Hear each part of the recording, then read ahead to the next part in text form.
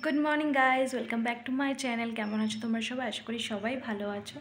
আমিও মোটামুটি ভালোই আছি।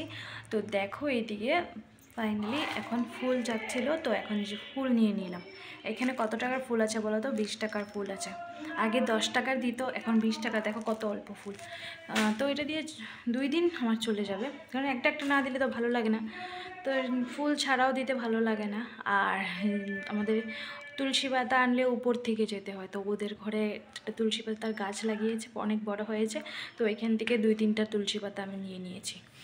তো তো গাইজ দেখো এখন বাজে কয়টা বাজে? এখন বাজে 8:39। 8:39 থেকে সকাল 8:39 থেকে আমি আমার ব্লগটা শুরু করছি। আশা করি তোমাদের ভালো লাগবে। সঙ্গে থাকো আর ভিডিওটাকে দেখতে থাকো। তোমরা আবার ভেবো না যে আমি তুলসী পাতাটা না বলে নিয়েছি। আগের দিন মা এসেছিলো, অনেক দিন মানে হয়ে গেল তো, 2-3 বা 1 সপ্তাহ আগে মা যখন এসেছিলো, এখানে এসে থেকেছিল আমার ঘরে, তখন যে ওদের বাসার মালিকনিটা আছে, তো ওনাকে আর কি বলেছিল যে আমার মেয়েকে এখান থেকে তুলসী পাতা নিতে পারবে? তো বলে হ্যাঁ নিয়ে যেতে, পুজো দিতে পারবে। তো সেই জন্য আমি বলেই পরে এনেছি।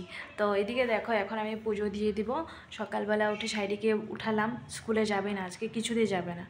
তো এখন ভেবেছি থাক বাদ দিই, কালকে স্কুলে যাবে। তো আমি স্নানটা করে পূজাটা আগে সেরে নিই। ঘরটার ঝাড় দেওয়া হয়ে গেছে, তারপর ঘরটা মুছে নেব। তো চলো সঙ্গে থাকো, ভিডিওটা দেখতে থাকো। তো গাইস, কোনোদিনও ভাবতে পারিনি যে কাছের মানুষগুলো ছেড়ে চলে যাবে। হ্যাঁ, হয়তো এখন আমাকে বুঝছে না, কিন্তু একদিন হলেও বুঝবে যে আমি কি জিনিস ছিলাম, যে ওদের জন্য কীরকম চিন্তা করতাম, কি আমার মনের মধ্যে ফিলিংসটা ছিল ওদের জন্য। ঠাকুরের কাছে এটাই বলি যে সব সময় ভালো থাকুক সবাই, সুস্থ থাকুক, আমি না হয় খারাপ থাকি, ভগবান আমার সাথে আছে। তো ওদেরকে ভালো রেখো এবং সুস্থ রেখো, সবসময় যেটা মনে চায় সেটা যাতে সব সময় পেয়ে যায়। গাইস দেখো এদিকে প্রসাদ দিয়ে দিয়েছি, ছানার খুরমা ছিল সেটা দিয়েছি। আর ধূপকাঠি ছিল না, যেহেতু আজকে ধুনাটা জ্বালিয়ে নিয়েছি। তো সন্ধ্যাবেলা দেওয়া হয়, ঘরে যেহেতু থাকি না, তো ধুনা আর দেওয়া হয় না, ধূপকাঠি দিয়ে দিই।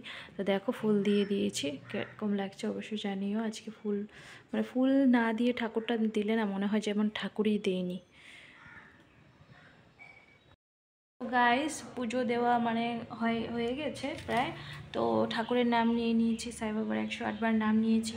এখন এই যে মালা আছে, ঠাকুরের মালাটা, এটা আমি মালা করব রোজকার। আমি সকালবেলা উঠে মালা করে নিই, যেহেতু রাত্রেবেলার সন্ধ্যাবেলার টাইম পাইনে দোকানে থাকি, সেই জন্য সকালবেলায় করে নিই।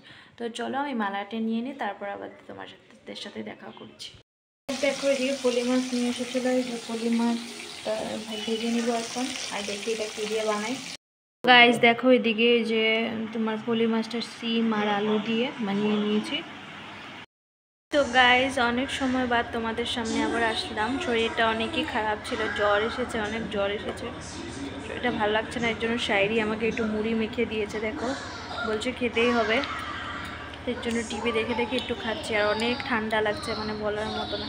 জানি না রাত্রে আরও জ্বর আসবে কিনা। তো চলো একটু টিভি দেখি, তারপর আবার দেখা করছি। তো গাইজ এখন রান্না করতে হবে, ভাত বানাবো। ভাত নিয়ে দুপুরের তরকারিটা রয়েছে শুধু, কিন্তু উঠতে ইচ্ছা করছে না। মানে এত ঠান্ডা লাগছে, ব্ল্যাঙ্কেটের নিচের থেকে উঠতে ইচ্ছা করছে না। তো যাবো, ভাত তো একটু বানাতে হবে, যেহেতু ঘরে আমার কেউ নেই। আর মারও শরীরটা ভালো না যে মা এসে বানাবে। আর শারীরিক কদিন পরে একটু বড় হয়ে গেলে শারীরিক করতে পারবে। এখন আমাকে অনেকটাই হেল্প করে দেয়, কিন্তু আমি এই রান্না টান্না এখন করতে দিই।